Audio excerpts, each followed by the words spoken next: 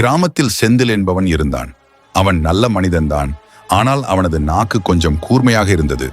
யாரிடமும் பேசும்போது கூச்சமின்றி நேர்மையாக, ஆனால் பலரையும் சிரமப்படுத்தும் விதத்தில் பேசுவான். ஒரு நாள் அவன் நண்பன் குமார் அவனை சந்திக்க வந்தான்.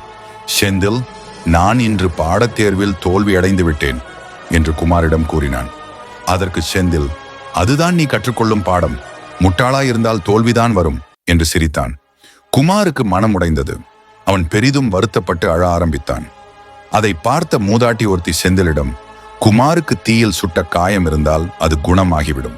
ஆனால் நீ சொல்லிய வார்த்தைகளால் ஏற்பட்ட காயம் எப்போதும் நீங்காது.